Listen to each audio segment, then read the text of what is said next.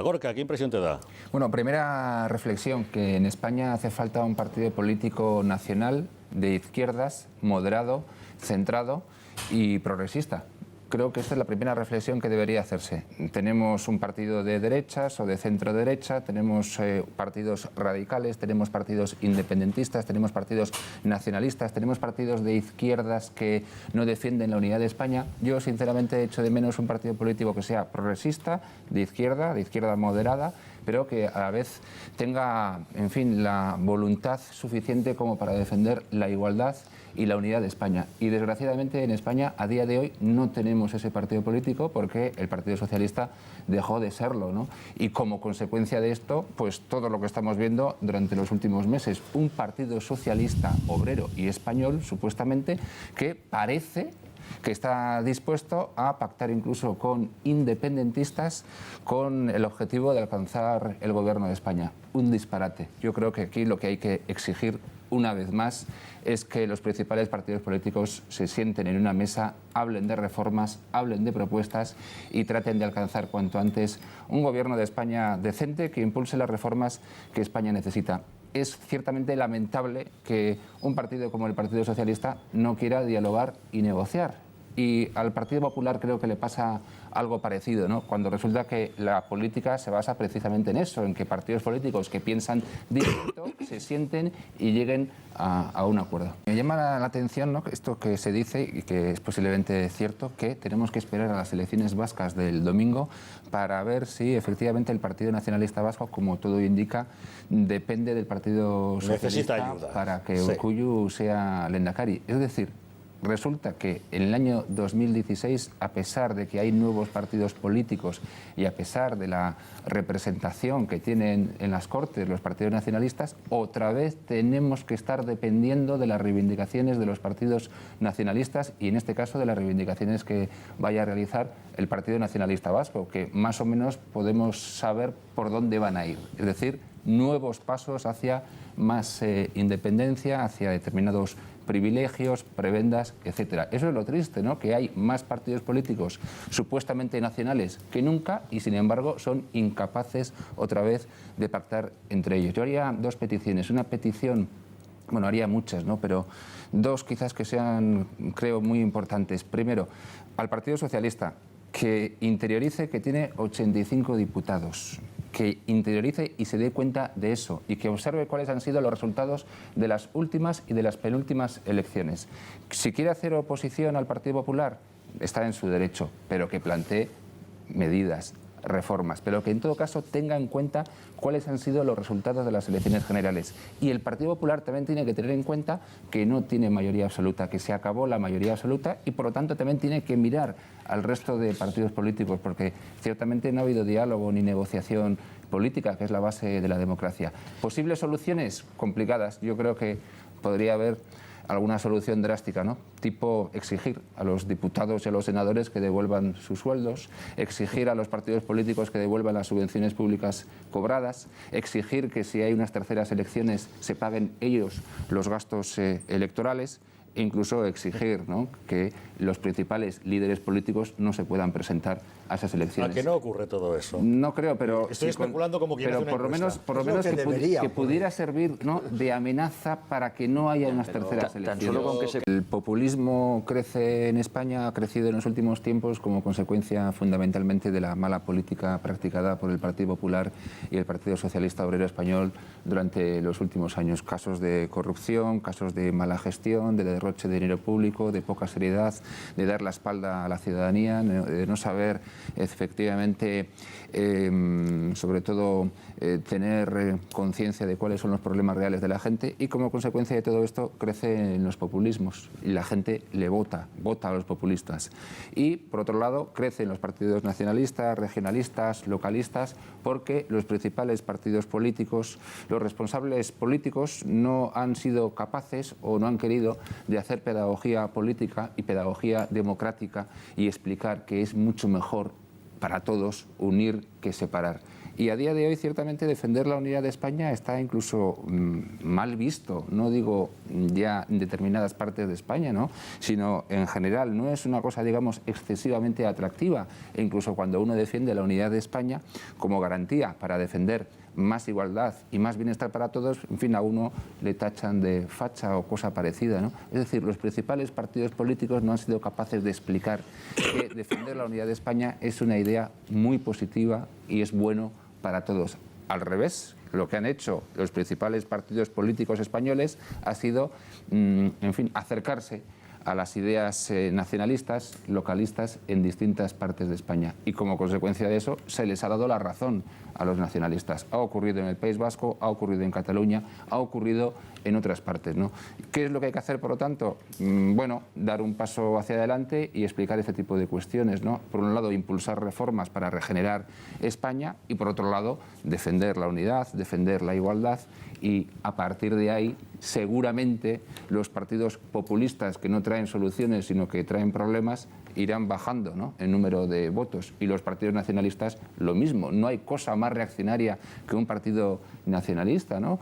En el siglo XXI es algo absolutamente... Los partidos separatistas han visto huecos, se han metido, han conseguido darse cuenta de que consiguen adoctrinar a la gente, que les voten, consiguen cargos, consiguen subvenciones, consiguen más cargos que administran dinero, pueden nombrar gente. Entonces, bueno, si esto es una maravilla, si es igual, aunque seas el líder de una secta satánica, por muy barbaridad que sea lo que estás defendiendo, si te hacen caso y eso te reporta beneficio, y el nacionalismo ha crecido alimentado por eso. Y si uno observa qué es lo que ha ocurrido, por ejemplo, en las elecciones vascas, observa que el Lehendakari Urkullu, en fin, casi parece Churchill comparado con los demás candidatos, pues porque los demás candidatos son de bajo nivel y son incapaces de defender determinadas ideas. Sí, es triste decirlo. Determinadas ideas no son defendidas por el resto de candidatos, y en concreto por los candidatos del Partido Socialista y el Partido Popular, y ciertamente es una pena. Me interesa eso de que la izquierda ha conseguido criminalizar a la derecha, lo cual demuestra que cuando hay voluntad política para conseguir un objetivo, a veces se consigue, ¿no? Yo lo que coge el ejemplo de los nacionalistas catalanes, 30 años y financiación ilimitada, lo que han conseguido. Yo lo que pediría a la izquierda es que, en lugar de dedicarse tanto a criminalizar a la derecha, aunque evidentemente está en su derecho de criticarla y debe criticarla sin duda, lo que debería hacer es criminalizar, entre comillas, o criticar a los nacionalistas. Para eso no ha hecho tanto esfuerzo, ¿no? Como decía o escribió Antonio Muñoz Molina, primero se hizo compatible ser de izquierdas y ser nacionalista, luego se hizo obligatorio. Y efectivamente esta es la idea contra la que hay que luchar, que uno puede ser de izquierdas y perfectamente, de hecho es bastante compatible, lo que tiene que hacer es defender más igualdad.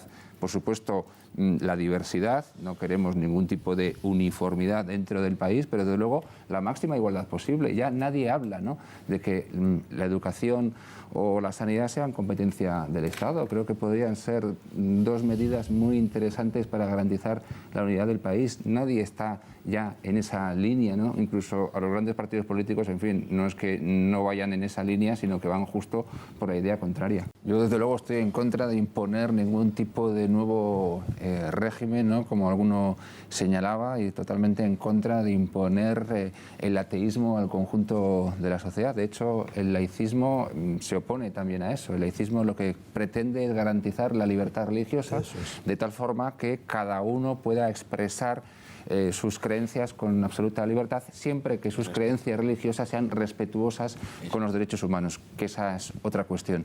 Desde luego yo estoy en contra de que se imponga absolutamente nada, de que se exagere a la hora de tomar determinadas decisiones, pero sí me parece razonable que se vayan dando pasos hacia la configuración de un Estado que sea realmente laico, ¿no? Me parece esto bastante saludable, de tal forma que todos, digamos, atendamos a la ley común, al Estado de Derecho, a la Constitución vigente, a las leyes imperantes y cada cual pueda ser libre siempre y cuando respete ese Estado de Derecho, que creo que es lo que se defiende en un Estado laico como puede ser Francia o algún otro, ¿no? En relación a la asignatura de religión, yo creo que habría que incorporar en los currículums escolares un tipo de educación que pudiera denominarse quizás educación cívica, precisamente para explicar a los alumnos la historia del país, la legalidad vigente, qué es lo que dice la Constitución, cómo funcionan las instituciones, y creo que eso sería algo muy bueno. Creo que se necesita en España, necesitamos todos una educación cívica, educación para la ciudadanía, se puede llamar, o de cualquier otra manera, que no trate de imponer determinadas ideas y desde luego mucho menos o tampoco el ateísmo al conjunto de la sociedad, que se aleje de esa idea peregrina, pero sí que trate de explicar cuáles son las leyes que nos afectan a todos. Esa es la base de cualquier democracia y de cualquier Estado de Derecho, la ley, la Constitución, que tienen que ser iguales para el conjunto de los ciudadanos. Se trata de que la religión quede en el ámbito privado de cada uno, ¿no? Y yo creo que el Estado tiene que mantenerse al margen de las religiones. Pero tiene que defender el derecho, pero tiene que defender el derecho de culto. La libertad, proteger la libertad individual. Y que eso quede, lógicamente, en el ámbito privado de cada uno. Sí, no. Lo que hay que hacer es conocer la legalidad vigente y respetarla, cumplirla y hacerla cumplir en el caso de los diferentes gobiernos y especialmente el gobierno de España. No, yo quería decir que hay que tener en cuenta también que cualquier gobierno, cualquier representante institucional tiene que darse cuenta que es representante de todos los ciudadanos. Y entre esos ciudadanos habrá ciudadanos católicos, pero habrá otros que no son católicos o que son musulmanes o que son ateos o que son ciudadanos que pasan absolutamente de cualquier tipo de religión. Por eso digo que es conveniente avanzar hacia la laicidad del Estado, porque el representante institucional se debe al conjunto de la sociedad y sobre todo lo que tiene que hacer es respetar la ley, el Estado de Derecho, Gorka, la ley común. La pregunta es si esto se lleva a cabo en aplicación de la Ley de Memoria Histórica o incluso en contra de ella, ¿no? Porque en este caso concreto seguramente no sería un cumplimiento de la Ley de Memoria Histórica, sino más bien todo lo contrario. Es decir, este caso no estaría dentro de lo que se llama... Los legionarios protestan justamente porque va en contra de la aplicación de la ley, que no se ajusta a efectivamente, o sea, que no se ajusta. Yo creo que ese es el error. Y luego la Ley de Memoria Histórica, pues habrá que cambiarla algunos aspectos, pero yo creo que lo que la Ley de Memoria Histórica pretende no es tanto borrar la historia, sino en concreto, digamos, impedir que se homenajee a determinadas personas que tuvieron que ver con determinadas actuaciones antidemocráticas. Más allá, digo, de que pueda... Sí, no, por eso. Ya, digo, ese es un poco el objetivo. En todo caso... El Frente Popular era democrático. No, por supuesto. Claro, en todo caso... será un horror. Iba a decir otra cosa. Una de las características fundamentales de los populismos es señalar quiénes son buenos y quiénes son malos en una sociedad. Y esto es profundamente grave. A día de hoy, yo creo que los únicos malos en la sociedad española actual son los servicios auxiliares de ETA y los que justifican a ETA o los que no condenan a ETA. Cualquier otra división... Pues son legales. Y efectivamente todavía son legales ya, ¿no?